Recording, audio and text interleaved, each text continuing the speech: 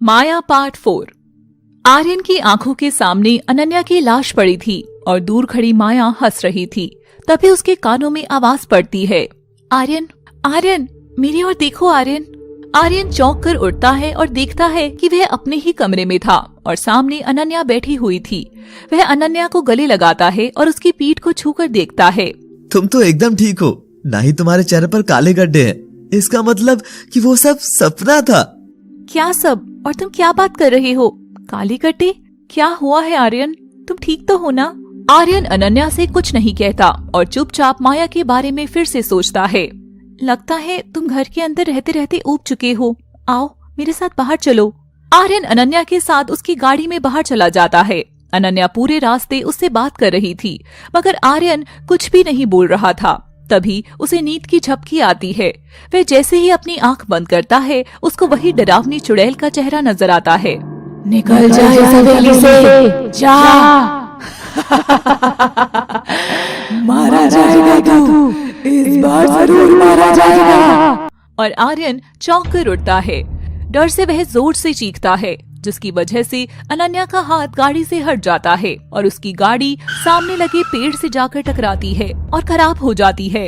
आर्यन अनन्या को बाहर निकालता है और वह सामने का नजारा देखकर एकदम चौंक जाता है। वह देखता है कि गाड़ी ठीक उसी जगह खराब हुई थी जहां वह हवेली बनी हुई थी। अनन्या के सिर पर चोट आई थी। पानी, पानी, आर्यन पानी चाहिए, मगर वहाँ पानी नहीं था। अनन्या, मैं पानी लेने जा रहा हूँ, तब तक तुम यहाँ से कहीं भी मत जाना। सुना ना तुमने? कहीं भी मत जाना। और वह अनन्या को छोड़कर पानी लेने चला जाता है। आर्यन 10 मिनट बाद जब पानी लेकर वापस लौटता है तो देखता है कि अनन्या वहाँ पर नहीं थी। वह पागलों की तरह इधर उधर दौड़ता हुआ अनन्या को खूब आवाज लगाता है। अनन्या, कहाँ हो तुम? मुझे आवाज दो अनन्या, प्लीज जवाब दो। मगर अनन्या की आवाज कहीं से भी नहीं आ रही थी। तभी अचानक हवेली के अंदर से किसी की चीखने की आवाज आती है। ये आवाज, ये तो इसी हवेली के अंदर से आ रही है। कहीं मेरी अनन्या इसके अंदर तो नहीं? आर्यन हवेली के करीब जाता है, मगर जैसे जैसे वह उसके पास जा रहा था, उसके पांव कांपने लगे थे। चेहरे पर पसीना छूटने लगा था। ऐसे लग रहा था जैसे वह चुड़ैल उसके सामने ही खड़ी हो। मगर वह हिम्मत करके हवेली के दरवाजे तक गया और तभी उसकी कलाई पर लगी घड़ी में रोशनी आने लगी थी। ये तो जीपीएस ट्रैकर है, इसका मतलब अनन्या अंदर ही है। और आर्यन अंदर जैसे ही पांव रखता है, चुड़ैल की हंसी पूरी हवेली में गूंजने लग जाती है। आजा आर्यन, आज तेरा आना जरूरी था। मैंने इस दिन का सालों से इंतजार किया है। इस दरवाजे से न जाने कितने मर्द अंदर आए हैं, मगर तेरा इंतजार मुझे एक जमाने से था। आज का दिन खास है, बस रात होने का इंतजार है। और हवेली की बत्तियां अपने आप जलकर बुझने लगती हैं। नहीं आर्यन, ये डरने का समय नहीं है, ये तो हिम्मत दिखाने का समय है। बेचारी अनन्या तेरी ही वजह से इस मुसीबत में पड़ी है, उसे तो बचाना ही होगा। मगर आखिर वो है कहाँ? तभी आर्यन को अनन्या की चीख सुनाई देती है और वह उस आवाज की ओर खींचा चला जाता है। जैसे जैसे वह आगे बढ़ रहा था, वैसे वैसे उसके कानों में आवाज तेज आने लगी थी और आर्यन देखता है कि सामने एक विशालकाय दरवाजा है। मुझे ऐसा क्यों लग रहा है कि जैसे मैं इस जगह पहले भी आया हुआ हूँ। आर्यन, मुझे मत मारो प्लीज। आर्यन, मुझे बचा लो प्लीज। और आर्यन जैसे ही उस दरवाजे को खोलने लगता है, दरवाजा जरा सा खुला ही था कि तभी पीछे से कोई आकर उसका हाथ पकड़ता है और उसे खींचकर वहाँ से अंधेरे में ले जाता है। आर्यन देखता है कि वह और कोई नहीं बल्कि माया ही थी। आर्यन माया को देख बहुत क्रोध में आ जाता है और उसका गला दबाने लगता है। तुम ही हो ना जिसने मेरी अनन्या को कैद कर लिया? आखिर तुम चाहती क्या हो? क्यों मेरे पीछे पड़ी हो? जी तो करता है कि अगर मेरे पास कोई खंजर होता तो तुम्हारे सीने में घुसा देता, जैसे तुमने पहले भी किया था वैसे ही ना। तभी आर्यन माया को दीवार के सहारे धकेलता है और माया की दर्द से आह निकल जाती है। मुझे बचा लो संयम। माया अपना खून से लथपथ हाथ आर्यन की ओर बढ़ाती है और आर्यन भी अपना हाथ उसकी ओर ले जाता है। मुझे ऐसा क्यों लग रहा है कि ये सब पहले भी हुआ है। आर्यन जैसे ही माया का हाथ छूता है, उसे जोरदार झटका लगता है और माया भी वहाँ से गायब हो जाती है। आर्यन के कानों में आवाज आती है, अपनी आंखें बंद करो आर्यन। आर्यन अपनी आंख बंद करता है।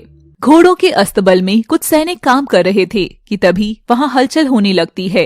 राजकुमारी की जिद है कि वो उसी घोड़े पर सवारी करेगी जो सबसे जिद्दी और अड़ियल है। पर ऐसा घोड़ा तो सिर्फ संयम का है और संयम ही उसे संभाल सकता है। मगर आखिर वो है कहाँ? सब लोग संयम को ढूंढने लगते हैं, जो कि अस्तबल के पीछे अपने घोड़े को घास खिला रहा था। अरे संयम, तू अभी तक यही है? जल्दी तैयार हो जा, राजकुमारी जी किसी भी समय आती ही होंगी। संयम के दोस्त उसे राजकुमारी की पूरी बात बताते हैं। मैं और मेरा बादल राजा के लिए काम करते हैं, हम किसी राजकुमारी के गुलाम नहीं हैं। और संयम भी जिद पर अड़ गया। तभी वहाँ राजकुमारी सेनापति के साथ आती है। राजकुमारी माया आ गई है, सभी अपने घोड़े के साथ झुक जाएं। सब झुक जाते हैं, मगर संयम थोड़ी ही झुकने वाला था, इसलिए माया को वही घोड़ा पसंद आता है। मगर संयम के मना करने पर सेनापति उसे धन का लालच भी देता है। अगर हम धन के लालच में राजकुमारी के आगे ही बिक गए तो फिर हमारा राज्य किस तरह सुरक्षित रहेगा? क्यों, क्या कहती है राजकुमारी जी? मुझे तुम्हारी ये बात बहुत पसंद आई सेनापति। हम बैठेंगे तो इसी घोड़े पर, मगर अभी नहीं। राजकुमारी, अगर आप इसी सवारी करना चाहती हैं तो आपको पहले एक योद्धा बनना होगा। ये बात सुनकर माया मुस्कुराती हुई अपने कमरे में चली जाती है और संयम को याद करने लगती है। मुझसे आज तक इतने हक से किसी ने बात नहीं की। माया सेनापति को बुलवाती है। सेनापति, मुझे उस सैनिक से तलवारबाजी जैसी सभी चीजें सीखनी है। माया आज बड़ी ही खुश थी। तभी वहाँ छोटी रानी कंचन आती है। माया के पिता राजा भान सिंह की पहली पत्नी यानी माया की माँ का देहांत के बाद उन्होंने कंचन से शादी कर ली थी। कंचन और माया की उम्र में अधिक फर्क नहीं था, मगर कंचन का कद माया के लिए माँ समान था। क्या बात है, आज मेरी राजकुमारी बड़ी चहक रही है। जी छोटी रानी, मैंने अब से तलवारबाजी करने का फैसला लिया है।